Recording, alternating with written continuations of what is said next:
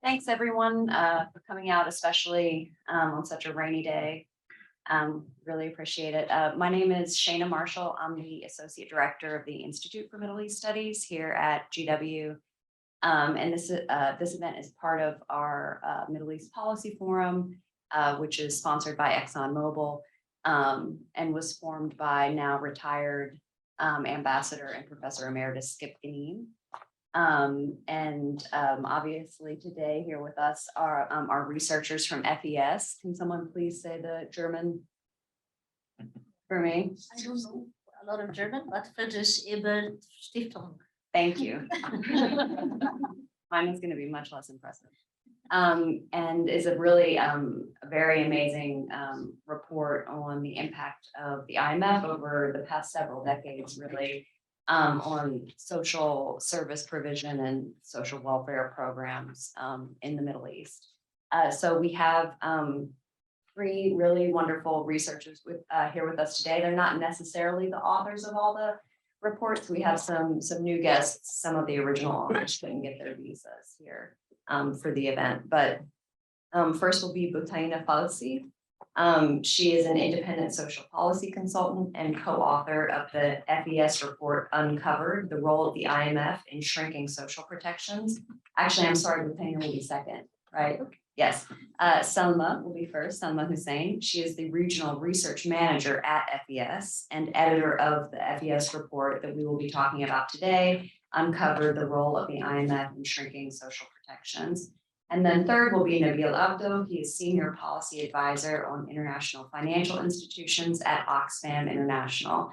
So each of the authors and presenters will give some comments for about 10 minutes. Then we will have a discussion. I will present some questions based on my reading of the report, and then we'll open it up to a general Q&A, and then we'll have some snacks afterwards. So please take it away, Selma. Thank you very much. Maybe I can go. Yes.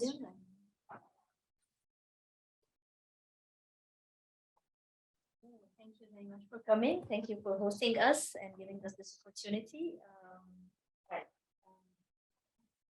I'll start. I'm not very good at the thank yous.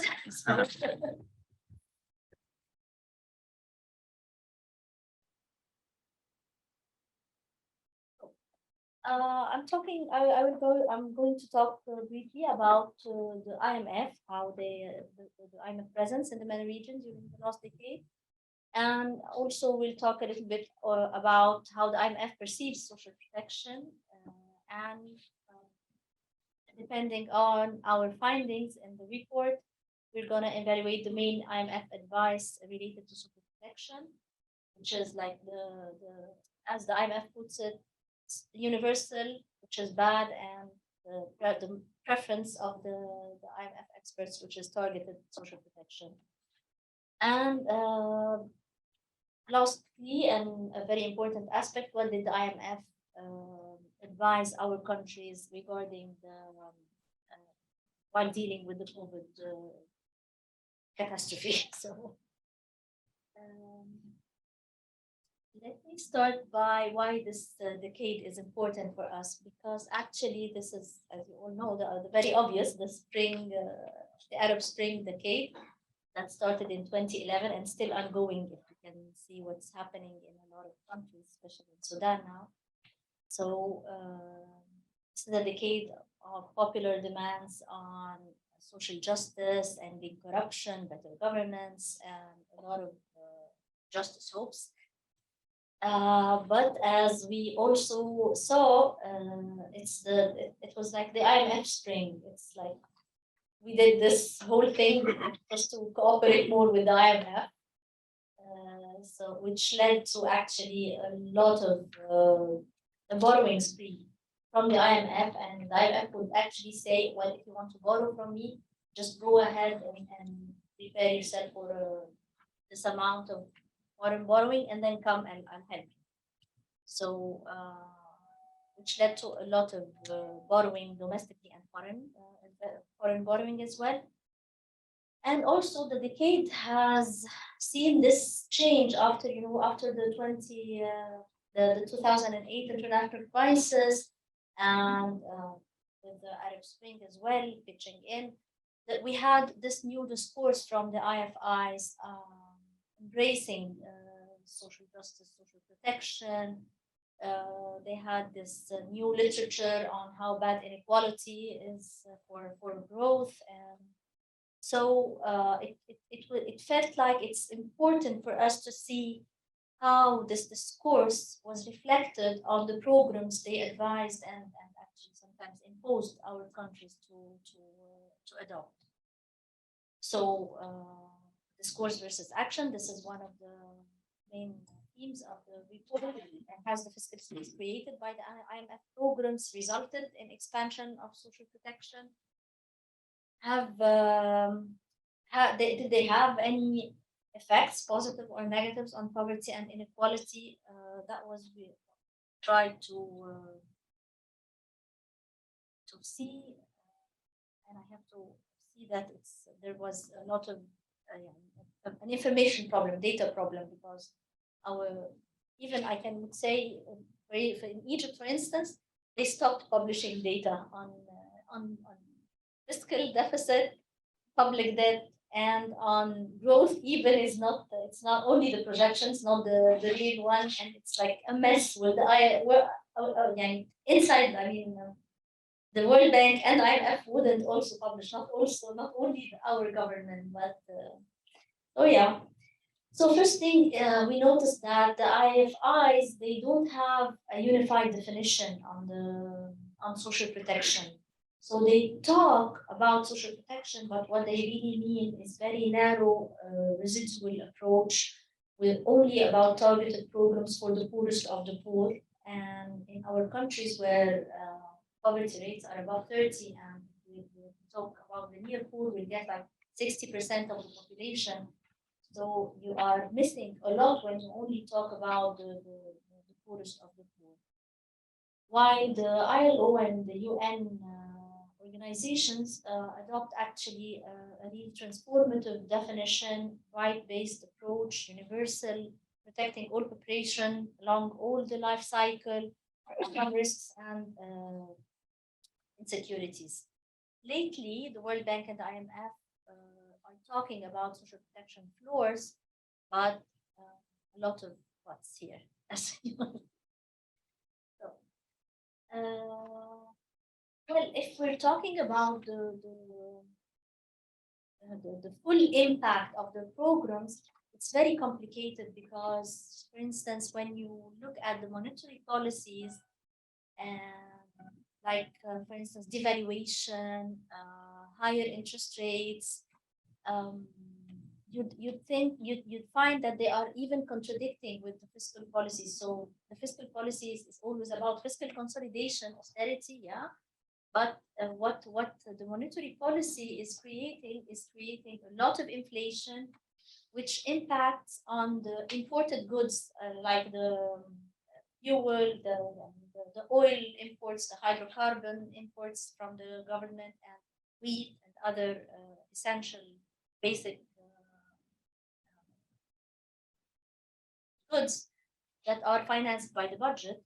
And hence, when you have a devalued pound or any other currency, local currency, you pay more, and hence you are actually messing with the fiscal consolidation target.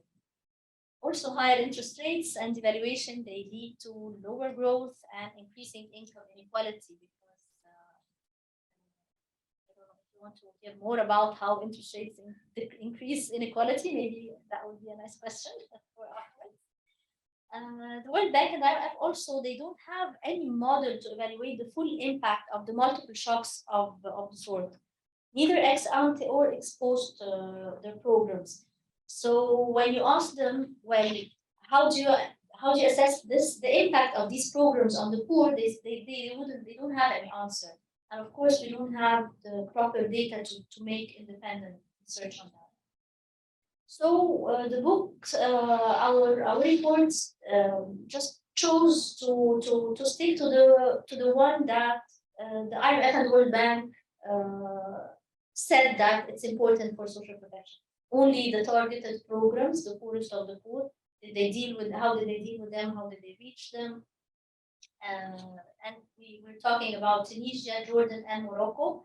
And actually, there is here a flyer with the barcode. Maybe if you're interested to look at the report. So for in Tunisia, there was this interesting finding that the accuracy of the targeting was just below 50%. The PNAFN is the targeted program. It's about the cash transfers to the poorest of the poor. The World Bank has made the framework and actually assisted the government to put it in place. It expanded a lot after the revolution of earlier in a decade ago. And even after expanding the targeting mechanisms, missed 50% of the poor, the poorest of the poor. While if we compare it with the original two programs that the IMF is still pushing, I think the food subsidies are totally gone, but there's still some energy subsidies, and the IMF is still pushing to remove them. But there's a lot of course, of social anger and resistance actually. So and the interesting thing is that the IMF is pushing us means the MENA region countries to use a certain pattern of targeting. So it's called the proxy means testing. It's an econometric model, and the findings of our report is actually well supported and documented in other countries in Latin America and Sub-Saharan Africa, where so it's not only I mean, we blame the PMT, the proxy mean test, not the specificities of the country. We are guessing. And actually, when we compare the targeted mechanisms in advanced countries, they rely not on the PMTs, but rather on tax-based data. So they give much better results in targeting, but we never knew in any case, not even an advice from the IMF or the World Bank, why don't you develop your tax base? We'll give you a technical assistance and get a better target. And actually, in the report of the IMF evaluating the social protection programs around the world, they endorsed our finding by saying that actually it's I'll tell you, that the main goal of the targeting and removing the current subsidy mechanisms or systems is to have fiscal consolidation, is to have a smaller fiscal deficit, not in order to provide good social protection programs, but just to make economies. So this is the social spending in Jordan, and my colleague who couldn't come for visa issues, and noticed that actually the cash transfers are a little bit declining actually. So even the according to their Bible, it's declining, and we can find here the Ministry of Education spending and the Ministry of Health. They are rather stagnant and definitely not flourishing. So yeah, this is the narrative is always with the IMF. It's not that fossil fuel is not clean. It's always that the subsidies, the energy subsidies go to benefit more the rich than the poor. And the question is always, so why the rich are not complaining and only the poor are complaining and having very difficult time? So actually, when we look at the electricity, we find that no, actually the poor are benefiting more than the rich. So it's quite progressive as subsidies, even if it's universal, but it's very good. And actually, depriving the poor from access to electricity and their fair share of electricity is against the development goals, the sustainable development goals, the goal number 7, affordable clean energy for all, and against energy justice. So it's very important to take care when we are implementing these reforms measures imposed by the IMF, that we need to challenge the narrative about that it's hurting, it's affecting, that they are benefiting more the rich than the poor. So, yeah.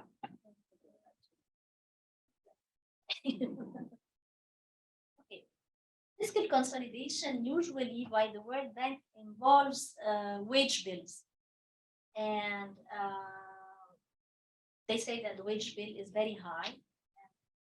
Comparatively, it's not, of course, but also when you talk very vaguely about the wage bill, you include teachers, healthcare workers. So we find a lot of riots in Jordan.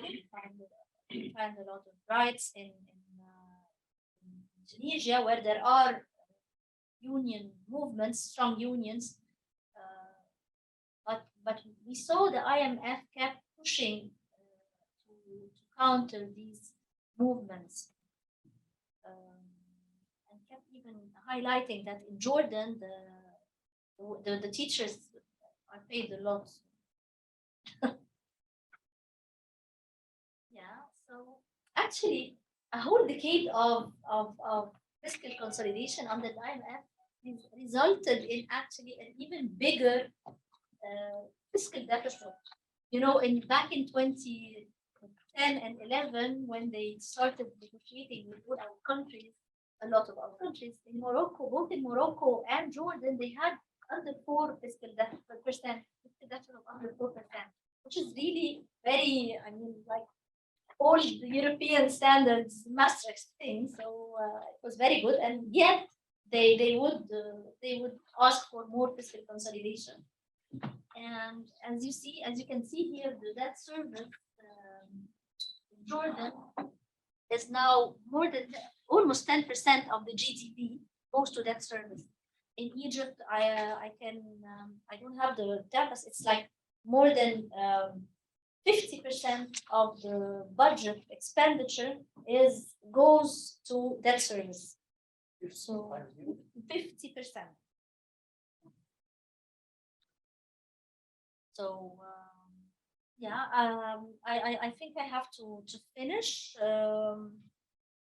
Only just to I think Butaina will talk a lot about how COVID was a turning point for Morocco. Hopefully, because we don't know yet. But what for sure is that all our governments had to get back to fiscal consolidation just 1 year after back in 2021, even with despite the slow distribution of the vaccines. And yeah, I'll end with that maybe. So conclusions. So social protection is not at all for the IMF or the World Bank about choosing targeted and universal. It's not about creating fiscal space to make sure to ensure all people with least insecurities possible, but rather targeted programs who are actually missing half of the poorest of the poor. Yeah. So IMF and World Bank are now advocating for social protection floors, but they don't put it as prior actions. They don't monitor it. They don't suspend financing if the government doesn't respect the social protection floors. So it's like lip service more or less. And, yeah. Thank you.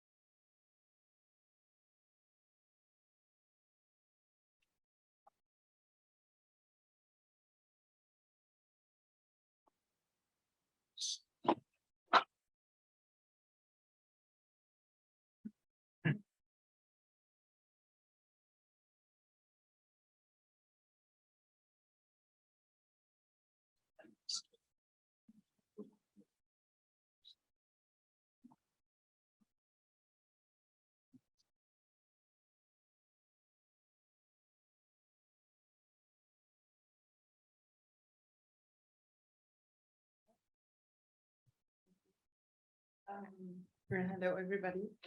Thank you for hosting this workshop. I'm very happy to talk about our case in Morocco. This is a study we made with the co-author.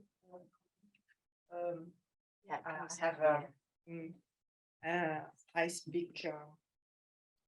Okay, I try, and also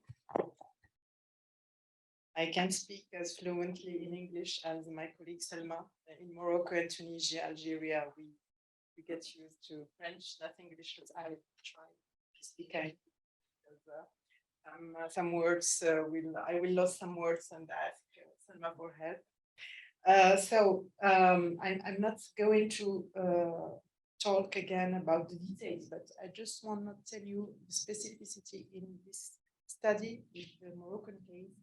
We choose to, as the colleague in EFOS asked us, to work on a period of reference, which is 2010 to 2020. And we took 2 examples in healthcare, a program in healthcare and a program in education. And we analyzed every data and every budget we could find to try to understand if there is a direct link, direct connection between how Morocco, how the relationship between Morocco and IMF evaluate, and how social protection also evaluates.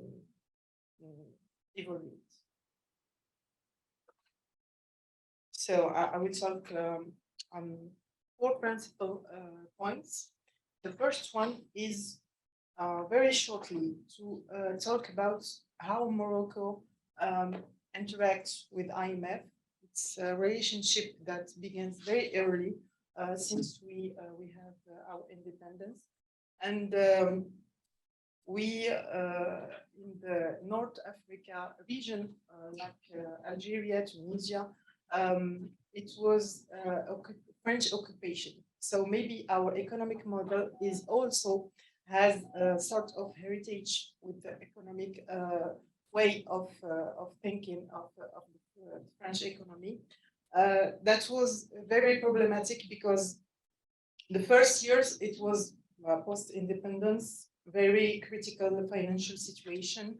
A lot of capital go away with the end of the colonization, and that's declines a very critical situation. So it was the first time Morocco asked IMF for a loan, and it was very hard conditions for such youth economy.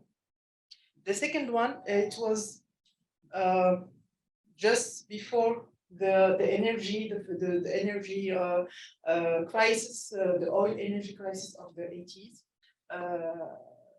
We just maybe it's very interesting to come back in such history, because we're not in such the same situation, but the crisis, the oil crisis actually maybe had the same effects on our economy, but not in the same proportion. Thank you. And also because in Morocco we have one of the materials we are our economy is counting on is phosphate. we are maybe the first country in the world that's exporting phosphate, and the fluctuation of the price of the phosphate in the world markets, it affects directly our budget, our fiscal space. And the last one, it's after the crisis of 2008, same thing. We are not very lucky because we have between 5 and 10 years to get strong and to make things, and then there's crisis, and we have to restart negotiating with the IMF, with all the consequences that such negotiation can have. So since 2012, we had 4 PLL this time, not loans. We don't use them, government don't use them totally, partially, but it has its effects on the budgets and on the social defenses. Quickly, here's the structure of the conditionalities we have in Morocco with IFM. It's the first one, it's the fiscal balance, the external borrowing, and the credit aggregate. And the second one, which are the structural one, and the more hard and the more affecting the way of how social policies are made and are think. It's when IMF asks a country to do a fiscal reform or to liberalize the financial system and to deregulate the prices, especially the price of the first needs or the prices of energy, like we did in 2014. We liberalized the price of the fuel, and now there's a lot of discussion in Morocco and how can Morocco liberalize the price of the gas. It's not still, they don't do it yet, but we saw that coming, like in 2014.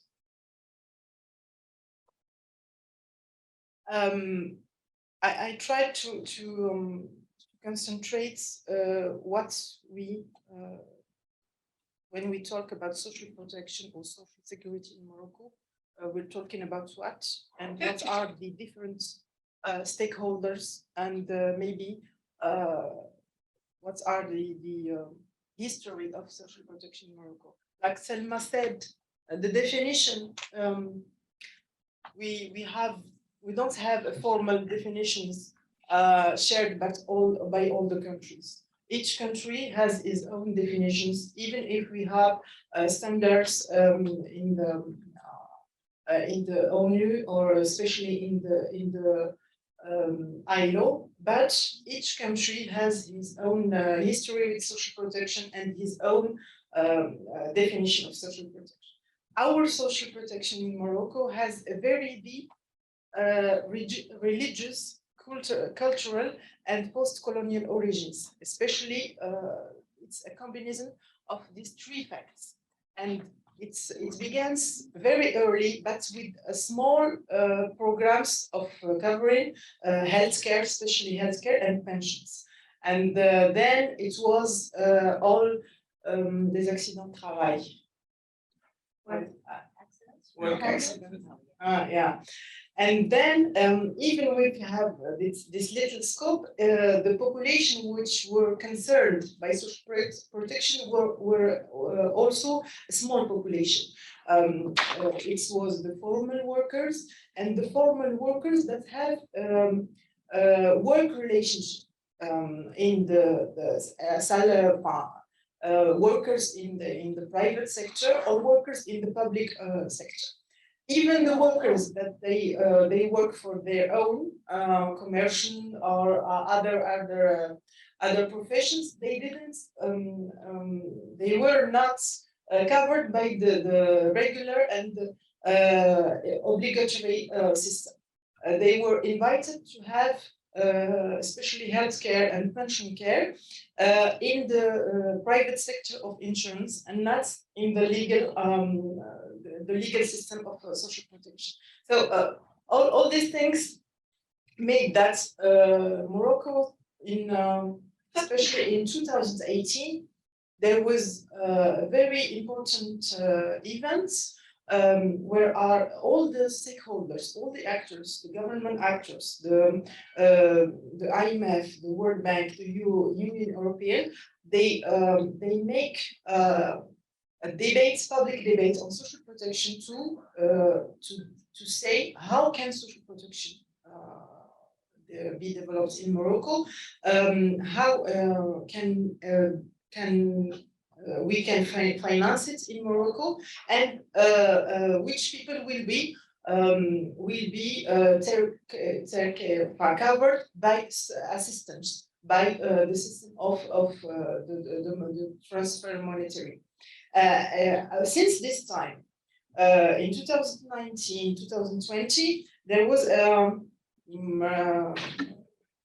global or maybe collective reflection.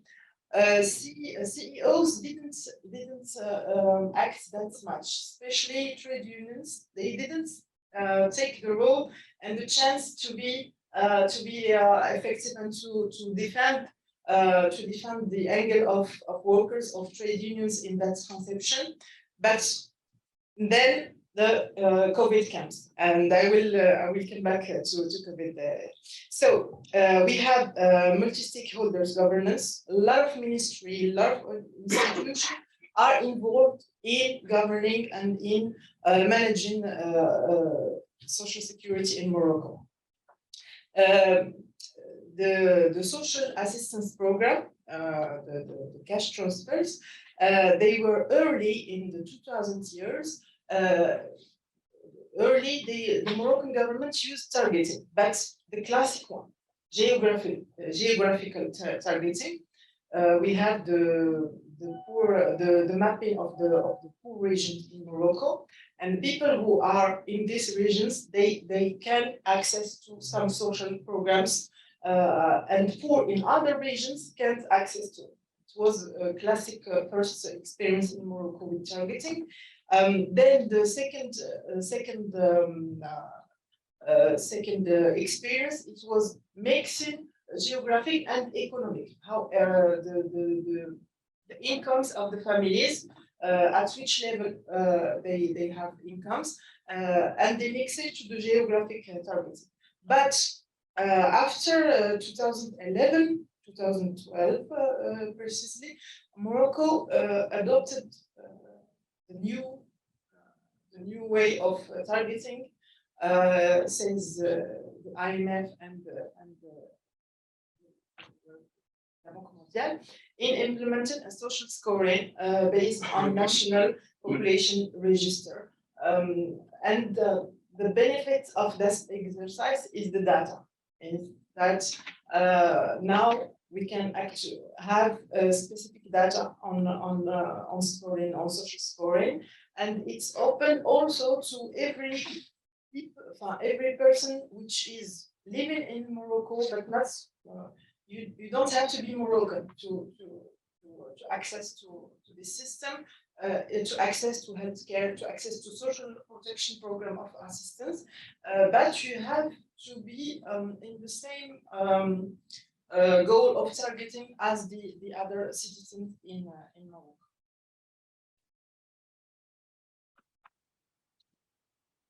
This is it's also regarding to this history. We have two great categories in Morocco. People who can contribute, they have incomes, so they are in the contributory schemes. They pay for their social security. And the second category is the assistance program, which is related directly to targeting who can or cannot benefit of these programs.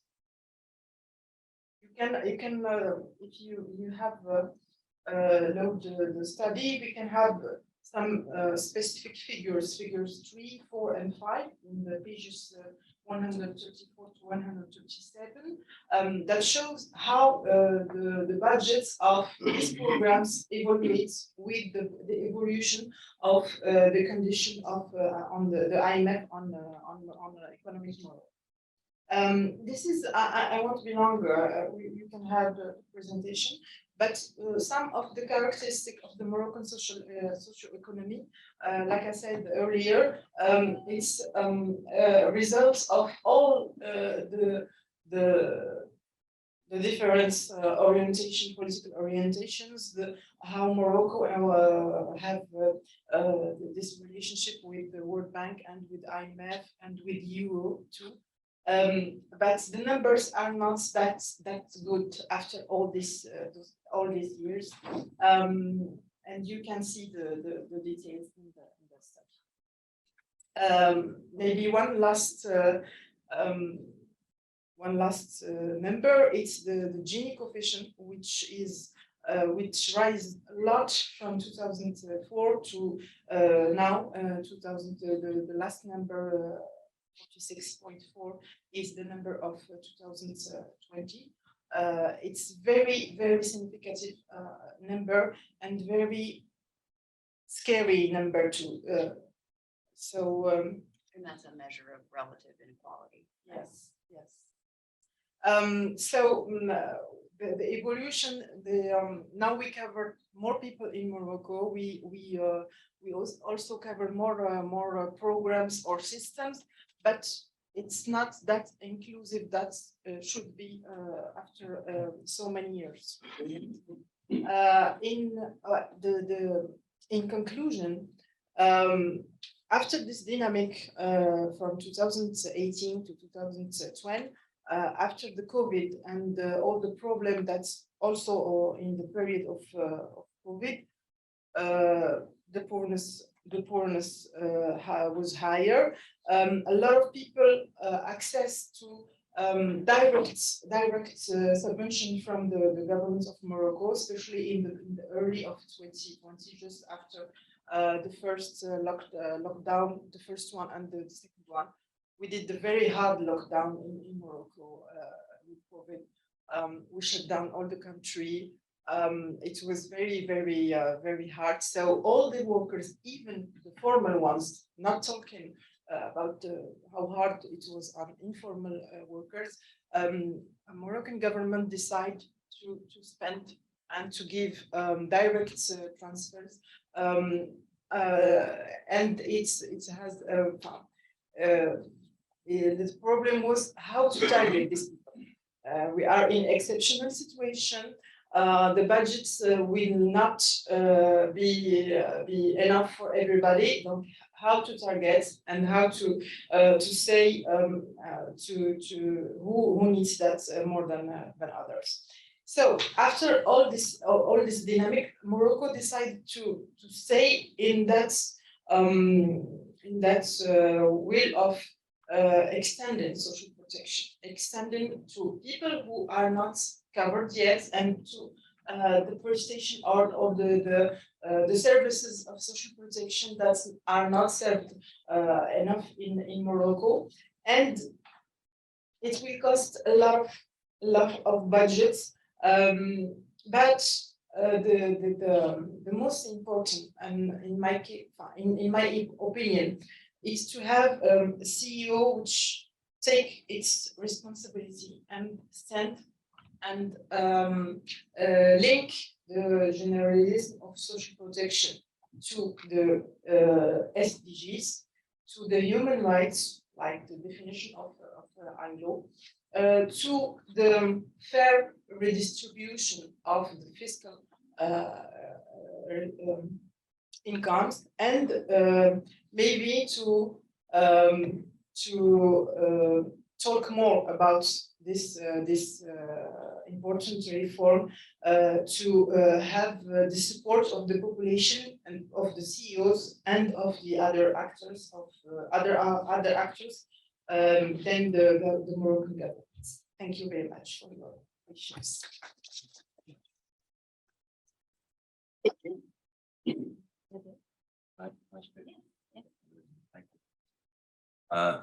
Good afternoon, everyone. Just maybe to clarify, Yeah. civil society. yeah, so Society when organization. you are saying C, what you meant CS or CS, That's not- sorry. got the French and English. Yes, so, yes, little disturbance. Yeah. Okay, thank you very much. So I'm not a researcher on this book.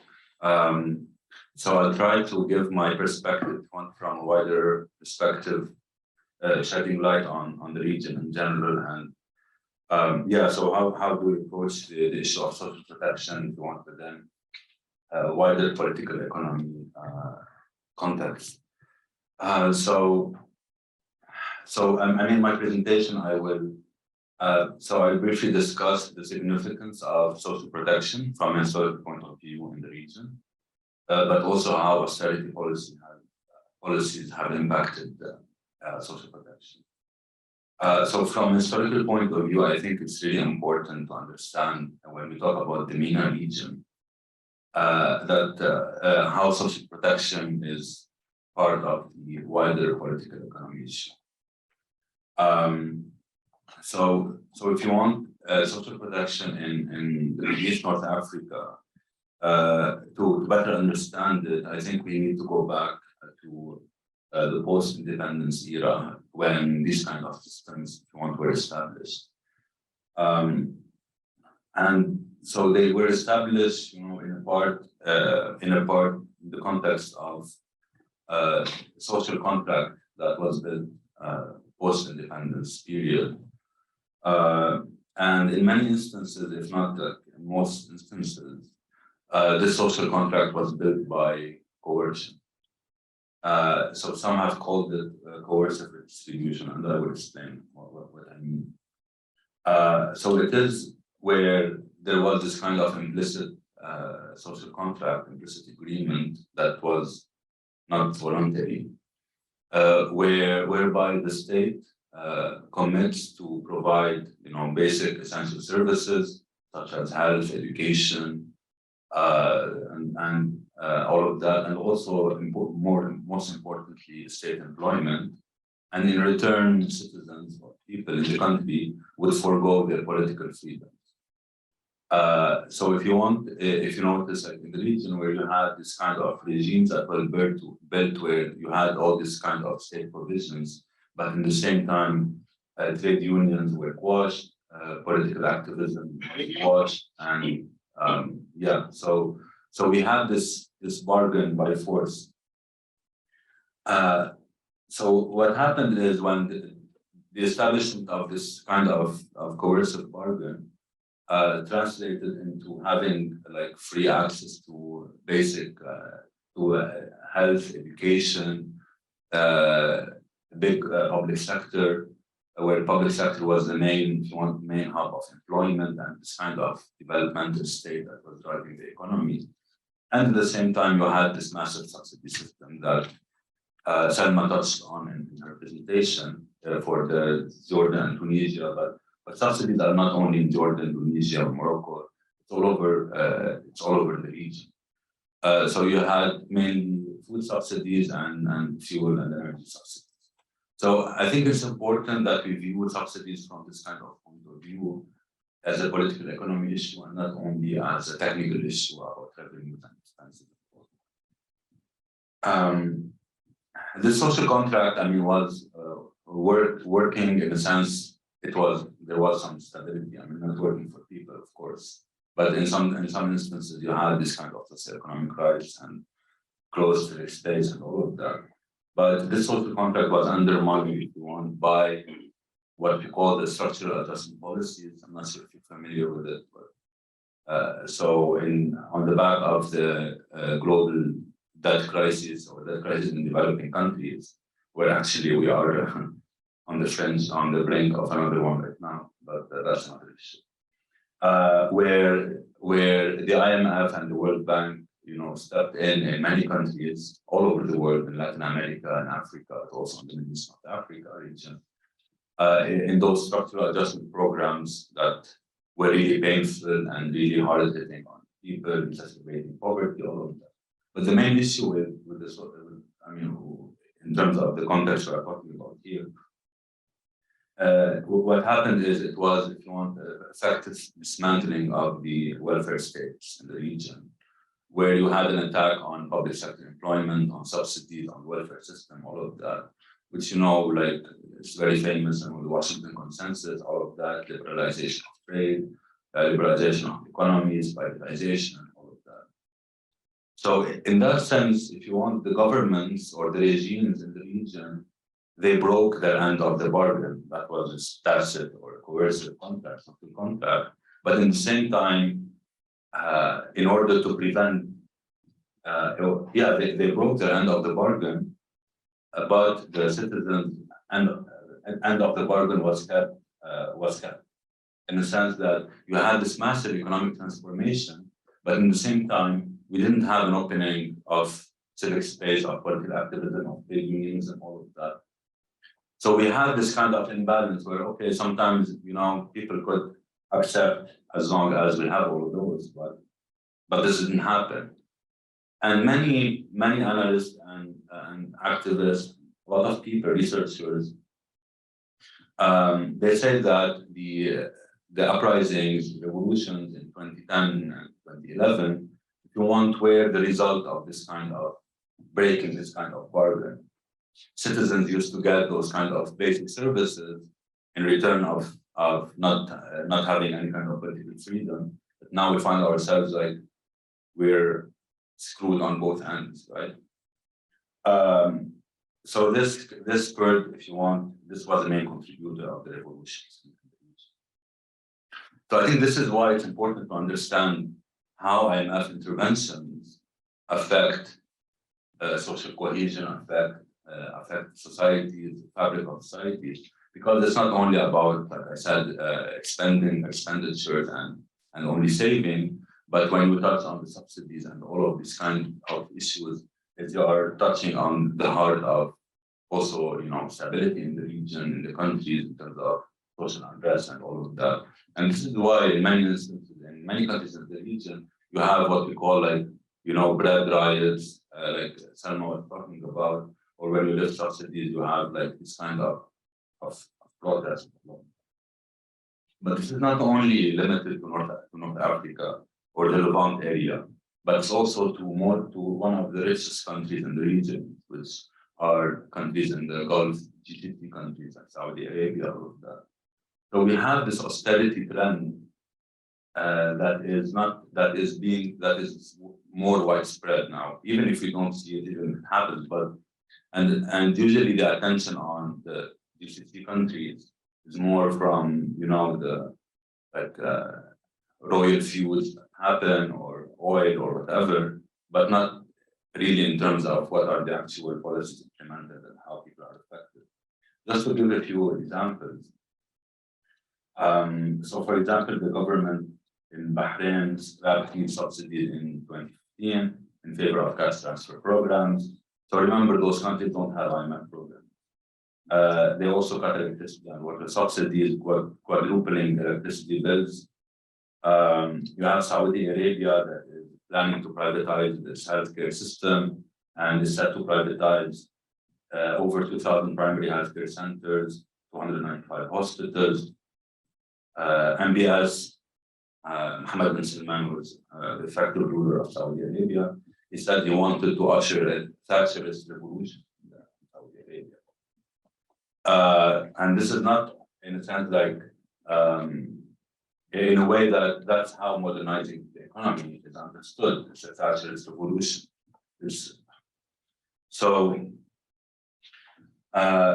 So I mean, I'm just taking these examples, I mean, just also to say that the IMF also shapes policies, not only in terms of, you know, those loan programs with conditionalities, but it's also about, you know, the general trend, the influence in terms of policy advice and all of that, and we can talk more about it if you wish.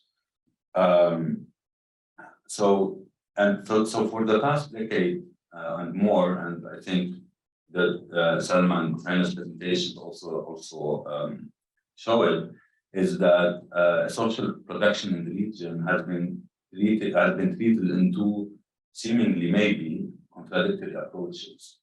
I mean, it is also by the IMF and by the government. So those two approaches is first, social protection as a system, and I'll come back to it later, is seen as an ample space to cut spending and free up resources. So in a sense, like the whole discourse is, you know, you have all these wasteful subsidies, and if you're following the IMF, World Bank annual meetings happening right now, we came from those meetings. You see the IMF talking a lot about wasteful subsidies. Now, for example, you know, with inflation and the recession that's coming, the IMF is advising countries to have like very targeted support, no blanket support, don't support everyone. Like someone was saying, just support the very poorest of the poor.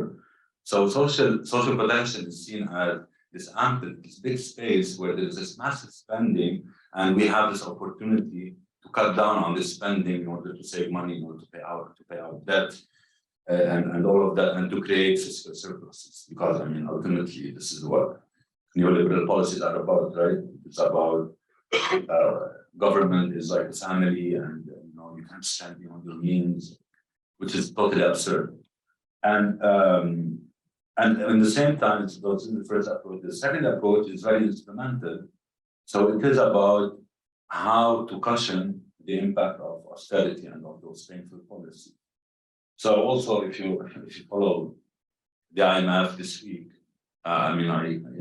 it's interesting to follow, is they talk a lot about social unrest. So we need to prevent social unrest. So in this sense, social protection is meant to target the very poor, because we need to cushion, we need to prevent such social unrest. And I say this is a bit also contradictory, because, you know, when we narrow down targeting of social protection, when we narrow down social protection to a small segment of society, can be bigger depending on the country. You are also like alienating, you know, middle classes, lower middle income people, all of that also, which are also, you know, they can have a leading role in revolutions, uprising, and all of that. So social protection in this sense is not treated as a redistributive or collective tool to address inequality. It is often, but even when it is addressed as such in terms of a redistribution mechanism, it is also from the middle to the bottom. It's not a distribution from the top to all society, but it is from the middle income people, middle classes to the bottom class, while the top is left untouched. And I'll give you a few examples from the pandemic quickly. So, for example, in 2020, Egypt imposed a COVID tax of 1% on salaried workers, on wage workers, to fund the COVID response. So it is basically touching the middle class and those who have formal employment. Jordan used half of the contribution of maternity insurance in the Social Security Fund to give cash transfers to the most vulnerable. So here again, we are seeing this kind of redistribution. Morocco also imposed a one-off 1.5% solidarity tax. Solidarity tax, it's not a windfall tax on the richest, but it touches more like those in the middle income and above, in order to expand health insurance coverage. So we see clear distribution from the middle to the bottom, not from the top. And this happened despite the fact that governments could have funded social protection through genuine redistributive measures. So, for example, at Oxfam, we had estimated how much a net wealth tax would generate for these countries. So, for example, and this is like hypothetical, right? Because doesn't exist. But if Jordan, so we had obtained like a sort of a database on how many people we have above with a net wealth above $5 million and how much is the total wealth.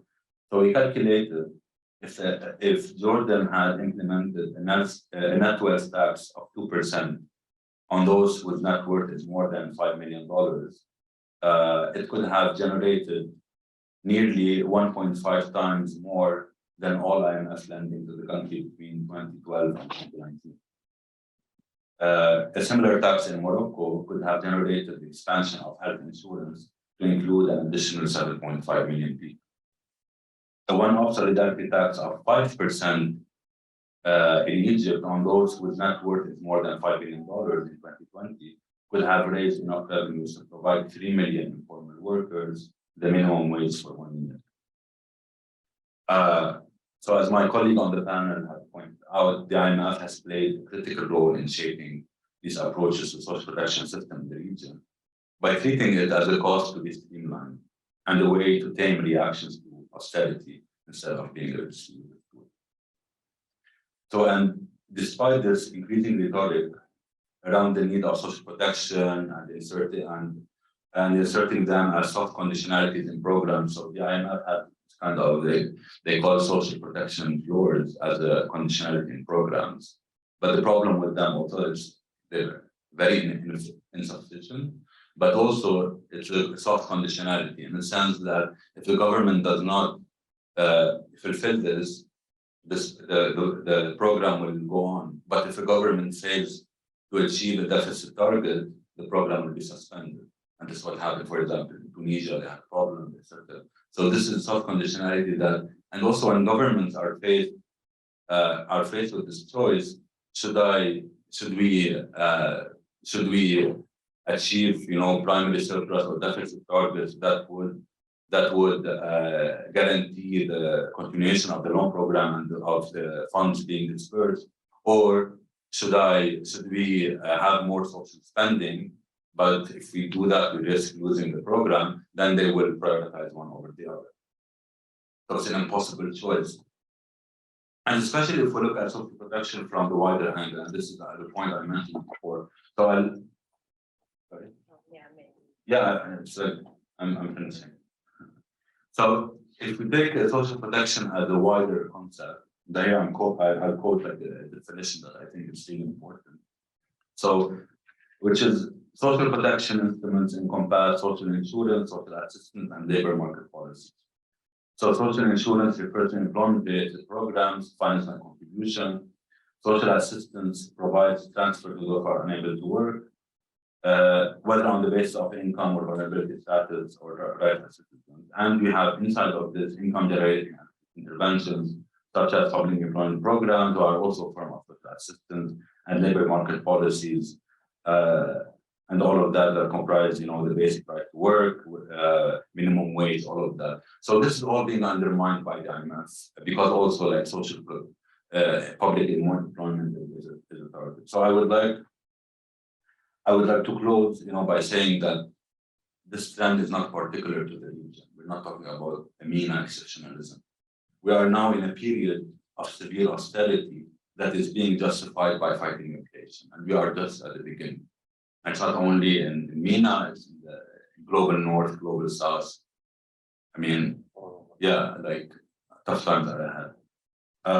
And even before that, even before the inflation and the war and the invasion of Russia, all of the Russian invasion, Oxfam, so we have this index called Commitment to Reducing Inequality Index, where we assess how governments are doing to fight inequality on different fronts. So we have public services, tax progressivity, and labor rights. We found that during the pandemic, one essentially crisis, and I hope so essentially. But so half of low and low middle income countries cut their share of health spending of their budget. And almost half of all countries cut their share going to social protection. So this is just to illustrate that, it's a worldwide trend that will worsen. Thank you very much.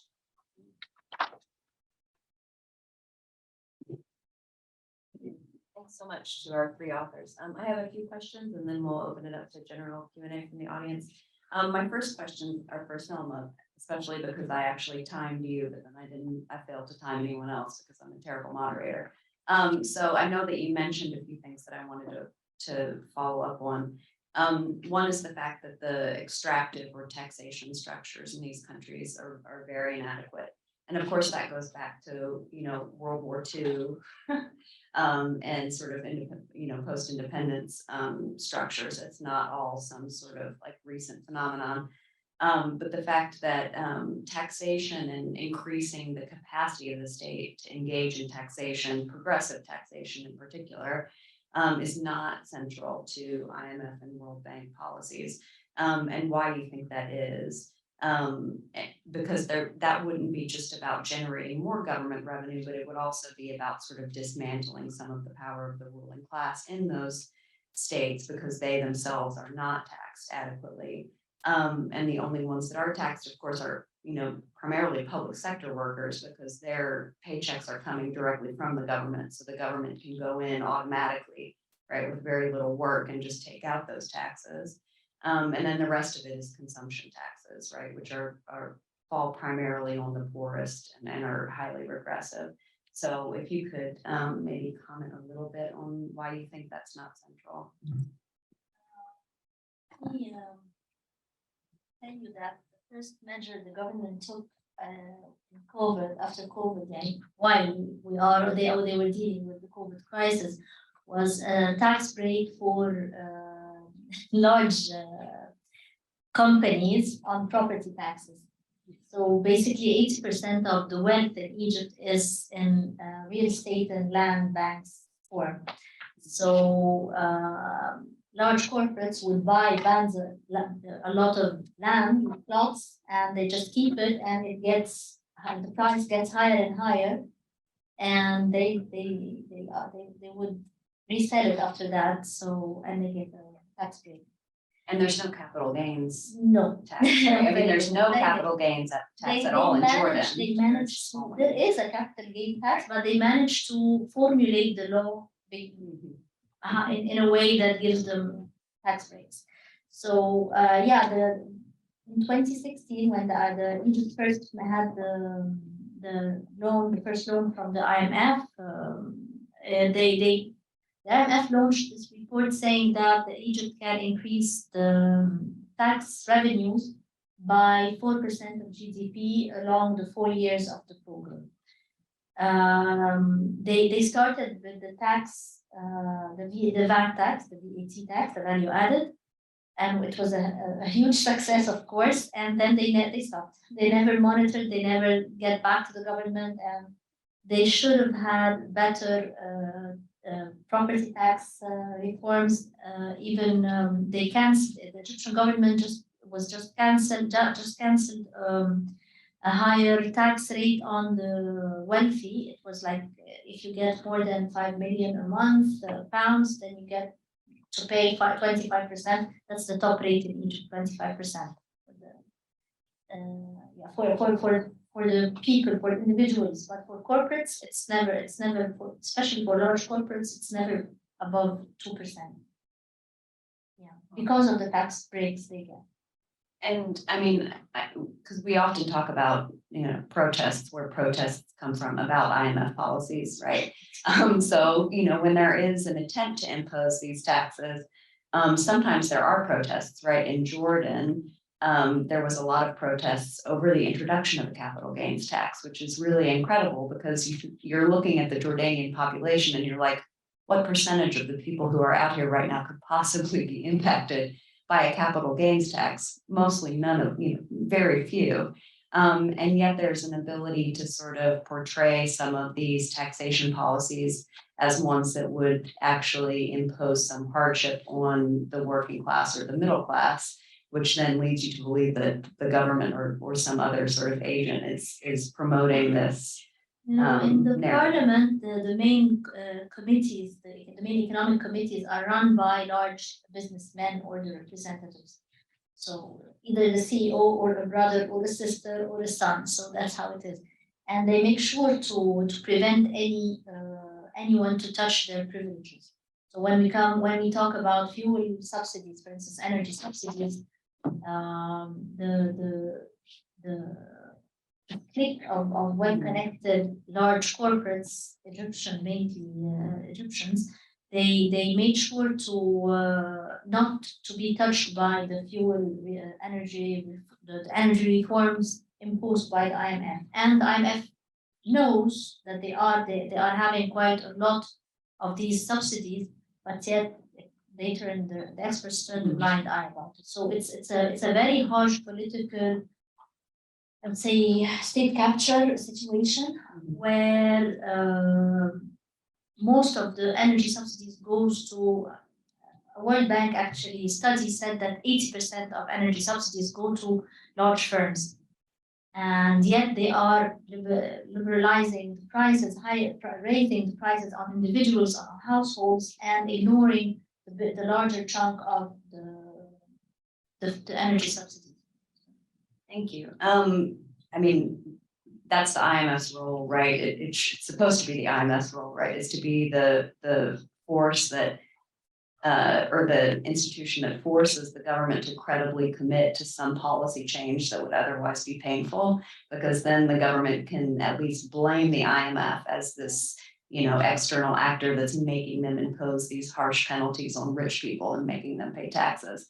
And yet that somehow just is never what takes place.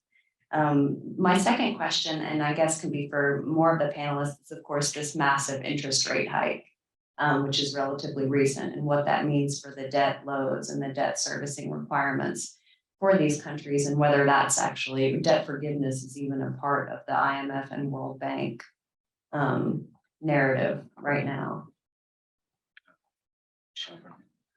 Thank you. Yeah, sure. So,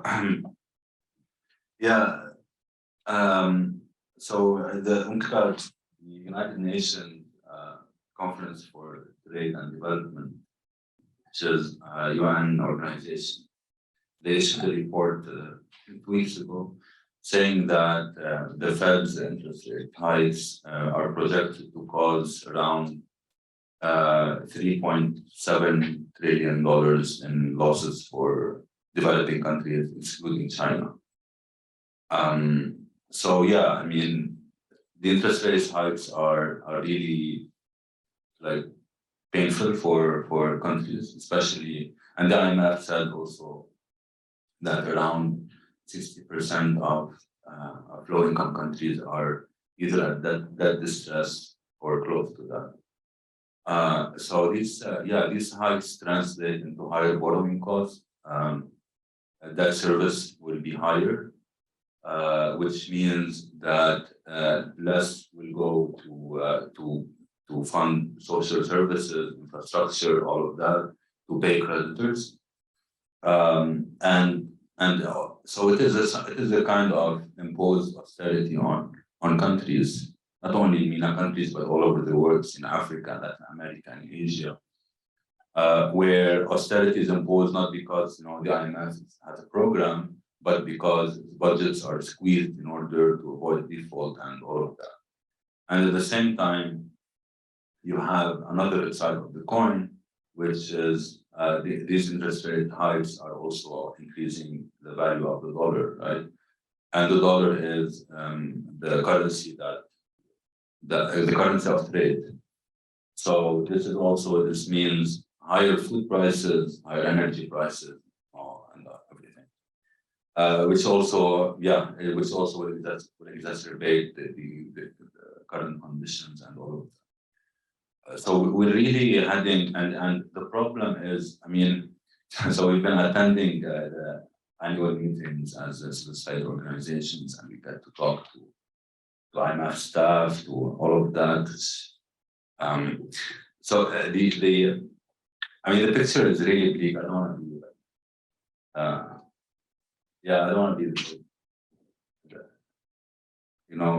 have a project like an ambiance of depression on Zoom. I hope you're all good. But yeah, like it's all over again, like the debt crisis of the 80s, and the problem is, so we have some debt workout mechanisms, whereby so we have something called the Common Framework, which is a G20 mechanism for low-income countries, who are at risk of defaulting, which debt is unsustainable, to go there, and in order to have a restructuring of debt. So restructuring, for those of you who don't know, is just to Yeah, so to change a bit, so to push a bit the debt and to have a sort of combination of like relief in terms of payment, but also in terms of interest rates and all of that. So it is a sign that says that the country is defaulting unless something is to be done about it and to have this restructure. Well, the common framework is not working. Now we have only 3 countries, and the debt crisis is not 3 countries. It's much more than that. And it's only for low-income countries, but now we have emerging economies and the higher and middle-income countries who are also on the verge of catastrophe, like we have seen. We saw Pakistan, we saw Sri Lanka, we saw many countries. And you have on the other side private creditors who are not on the table. You have also, bilateral debtors like rich countries who are not also moving forward with any kind of debt cancellation for many countries. And also you have that China, all of that. So it seems we are like heading towards towards something really bad in the sense of a systemic crisis, but each actor is waiting for the other to act, which is not great. The IMF and the World Bank, I mean, they are calling for countries to do more in terms of cooperation on that, for the common framework to have more countries to be more predictable, all of that. But also the problem is the IMF and the World Bank are also creditors, right? But they're not doing any kind of debt cancellation or debt. The solution is even more debt. So yeah, we are at this juncture. And during I was saying the meetings, it's like, so it is about more policy tightening. More policy tightening means like continue the hikes in the interest rates. Fiscal policy should follow monetary policy in the sense that if we do that, you shouldn't spend more, but you should spend less because you have to follow the tightening. Also, this is very problematic because monetary policy is decided by central bankers, central bank governors who are not democratically elected or anything, while the government is supposed to be the democratically representative institution. Well, no, I mean, it is central banks who are driving economic policy now. And at the same time saying that countries, if they want to employ any kind of support, it should be very targeted to the poor, not to everyone, as if society is composed of poor people and everyone else, where actually, I mean, we see this in the US, in all countries, not only in developing countries, where you have like a top 1% sort of oligarchy, while you have all of the rest. So, I mean, societies are not composed of non-poor and poor. It's composed maybe of rich and everyone else. So you have this kind of, and at the same time you have how countries are supposed to invest in climate transition to transition their economies where the budgets are so squeezed that they cannot even buy energy or food. So yeah, we are at this juncture, and I think the important thing is that we have this kind of global movement against this kind of harmful policies and against this kind of this kind of return to austerity, which will be detrimental to all of us. I apologize. Thank you. And then just one question for Butaina, about the terms of trade that Morocco gets for its major exports. So phosphates, right, which Morocco is like the #1 or #2 exporter of, right? It's just the US and China, I think. And Morocco are the only places in the world that have phosphates, which are fertilizers, I guess, which everybody needs, apparently. And a lot of vegetable and fruit exports, which primarily go to Northern Europe, right? Where it's not possible to grow these vegetables, right? So if you're a German and you want a pomegranate in February, right? Morocco or some other North African country is the only place where you can get that. And then textiles also. So right at the end of that the Euromed agreement, right, that gave Morocco and other North African countries preferential access to European markets. But if there's any attempt centrally or otherwise in Morocco to, or, you know, send some kind of solidarity movement among the North African countries, to work together to try to modify those uneven terms of trade, right? To say, look, you know, Germans, you want pomegranates, well, you're not going to get any unless you pay us a lot more for these pomegranates. I mean, I know so much of the industry is consolidated, right? So there's European owners at various points of the supply chain or the value chain, which makes it very difficult to do. But is that ever a conversation, diversification and sort of dismantling some of these huge transnational conglomerates that can sort of control all the exports out of Morocco and ensure that they get sort of low prices for their exports and can't raise the government revenue that they need for those social programs? It's a bigger question than social protection. Yeah. Very political one. I'm also very interested on politics in my country and in my region. Maybe it will be a hard and simple answer. The political dynamic between the main 4 or 5 North African countries, Morocco, Algeria, Tunisia, Libya, and Mauritania. These 5 countries, we have very hard heritage from French colonization. After, there were very bad intention. So we can't work together in many fields. First, there is this historical problem between us and Algeria.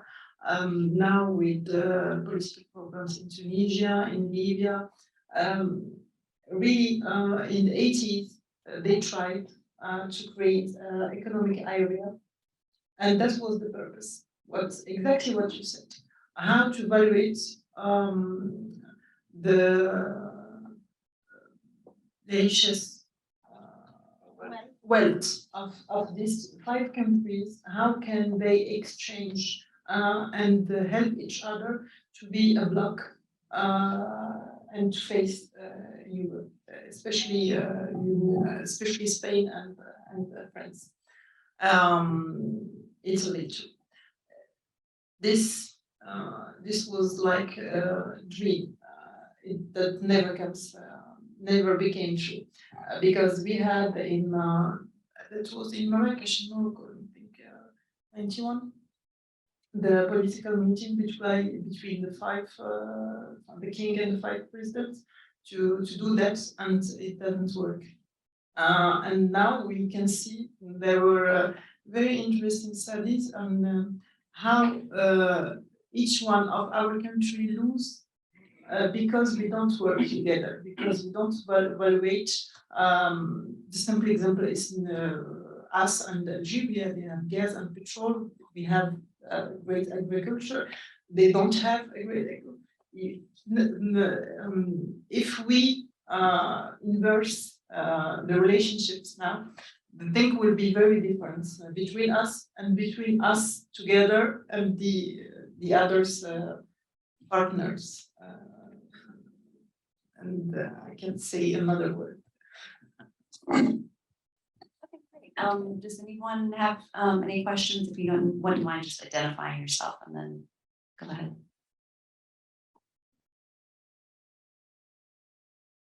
Thank you. Yes. Thank you. Can you hear me well? Yes. Thanks. I'm a PhD candidate at George Mason University. And I wanted to refer to your question, Shana, that if agreements can be negotiated so that certain quantities or certain amounts of products can enter in different terms, this has been happening in reality in development cooperation agreements and international trade. that developing countries are now trying to negotiate, not necessarily the price, because the price is determined to the international market, which is how the system works, but probably quantities, because there's been certain limits on quantities that enter certain markets. So I remember we were able to negotiate, for instance, in Egypt's case, because you're speaking about Egypt, we were able to negotiate an increase in the amount of fruits, particularly strawberry, because it's a major product that we export to Europe, to negotiate an increase in the amount that we want to enter, but we cannot negotiate on the price because it's not just and I wonder if this is considered, this negotiations, these kinds of bargains are considered counteraction to the old method that international economy has been operating according to, where you have very powerful economic countries or developed countries that come and impose their conditions in terms of their agreements and tell you that we're going to help you with that, give you assistance, this program, this sector. So the move to partnerships, you use the word partnerships, the move from development assistance to partnerships and agreements, can this be considered as some kind of a beginning of a transformation system, like developing countries start to resist the opiate business, to have more power over their agreements and start negotiating their own terms? Or do you see it as just the same thing?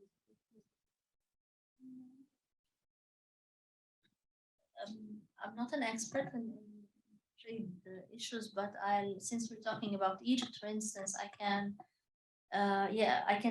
explain a little bit about how it works. So yes, the negotiations means more exports for the Egyptian economy, whether with the US or with the EU. But actually what happens is that it's not something that would trickle down, because there are like 2 or 3 companies, large companies, who are very well connected with the government, and they are the ones who lead and ask for more exports. So they are the ones that benefit from the exports.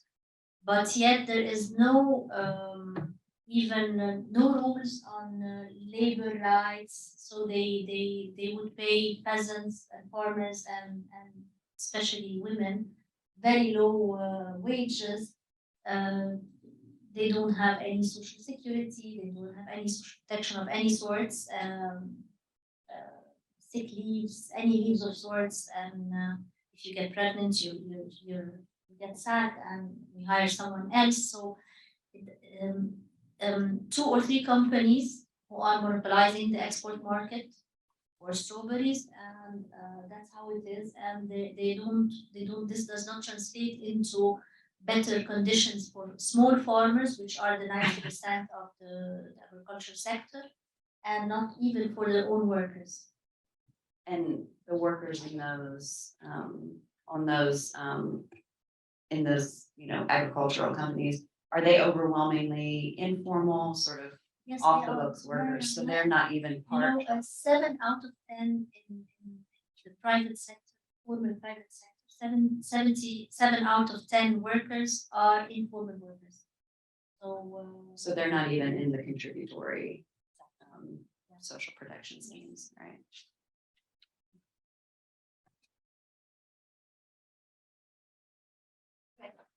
Thanks so much to FES for asking us to go public. I will not say that I'm the director of the institute here at GW Institute for Middle East Studies.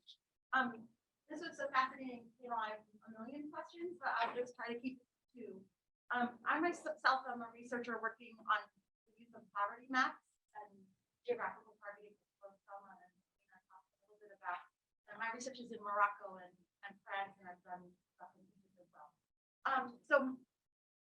Poverty maps were introduced as a mechanism as part of the data revolution. And we talked a little bit about how, one, they're trying to standardize, across the board and create a data set. And Selma, I'd love to hear more about that. But 2, it's supposed to be kind of an apolitical mechanism that draws attention away from some of the issues with moving away from universal benefits.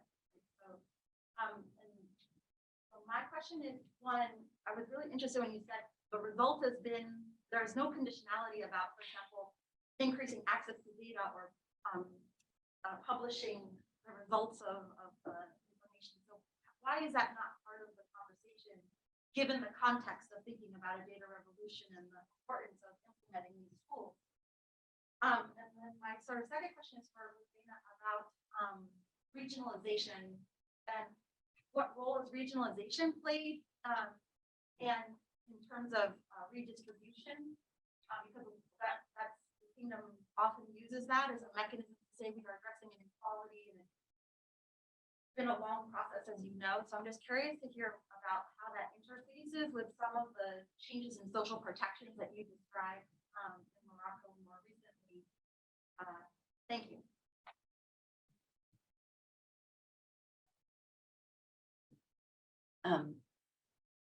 Latina, was it you that talked about the fact that the data wasn't actually made a condition, right? Access to it.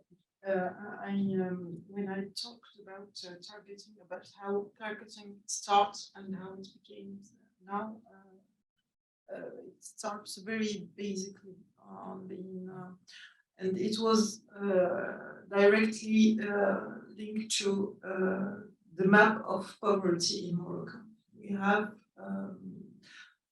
regions and areas that are classified as very poor areas, and the targeting in these areas is double.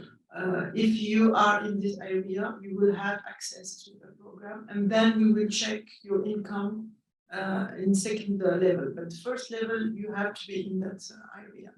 People that are in areas that aren't poor as a region or as a town, they will be targeted in incoming and how many people in family do they have, they are owner or not, etc. But after that, we are moving to a general targeting process based on social score.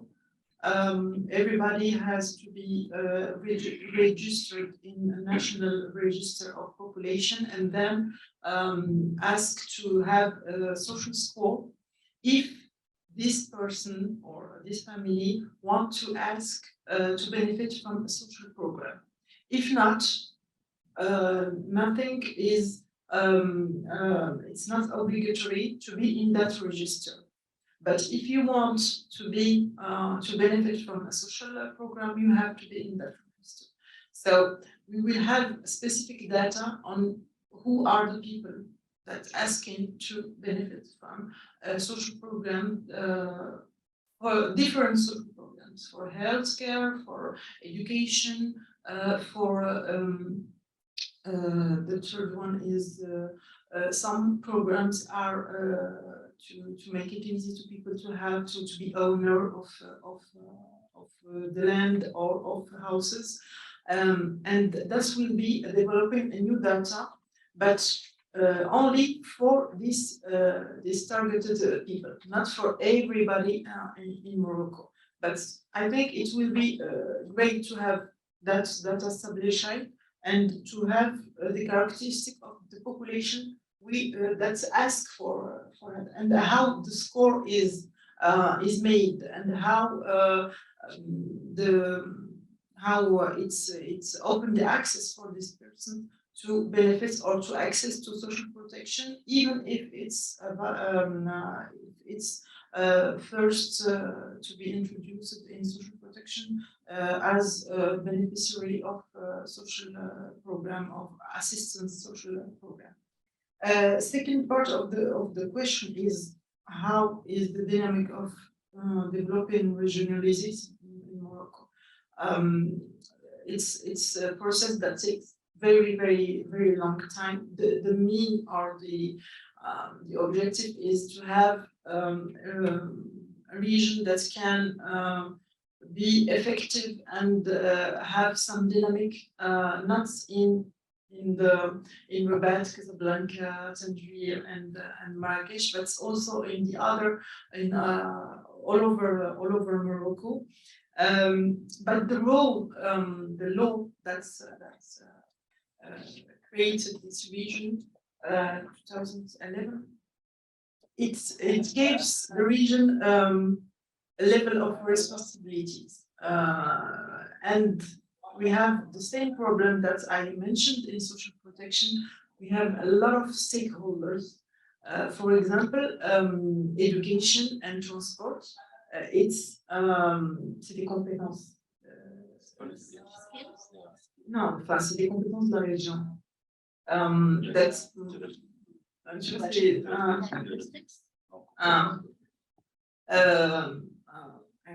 to explain.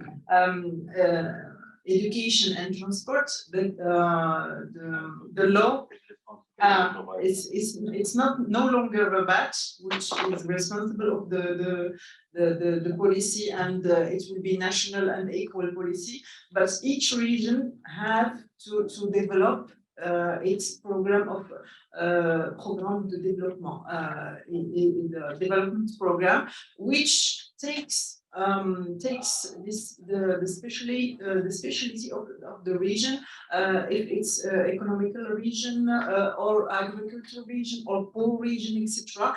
But it's still ongoing exercise, because there is not a conflict, but there is no equilibrium between the central, which not they still, the ministries, they still not want to give this responsibility to the region.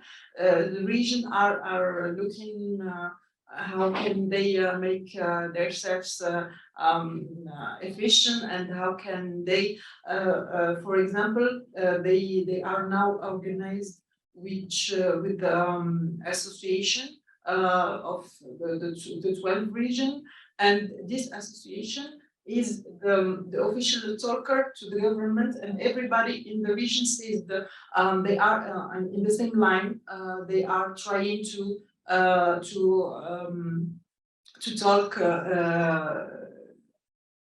the same things, so they can be they can have some equilibrium with the central authority, which is not totally something they get.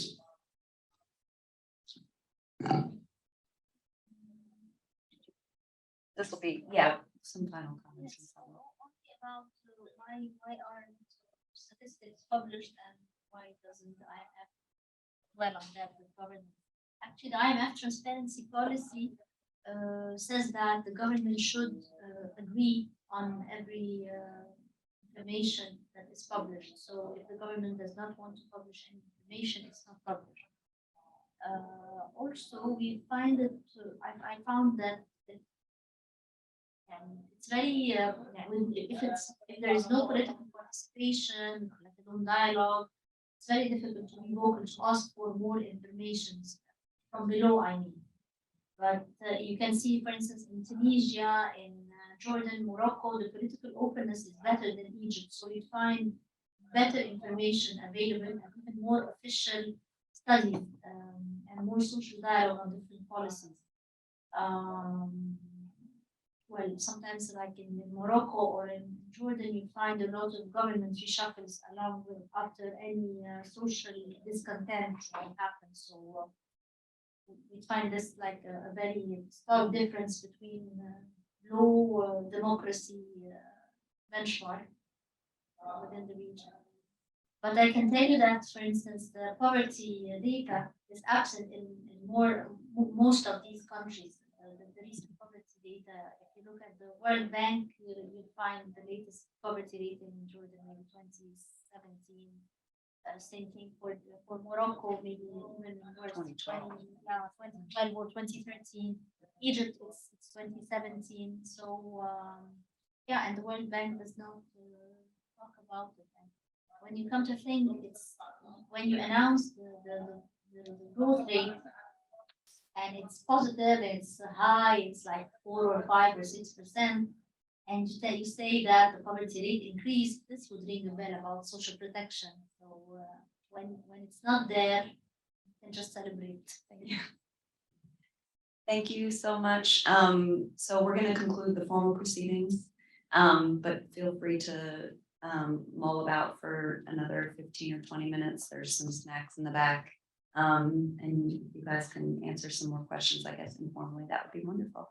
And you can visit the FES website, friedrich-ebert-stiftung.org, I believe, and the library button on their website has all of the publications, including this one, and really an amazing library of economic studies of North Africa. So, including about Jordan's recent tax protests, which I went down a black hole on also in preparation for this. So thank you very much. Thanks for sharing it with us.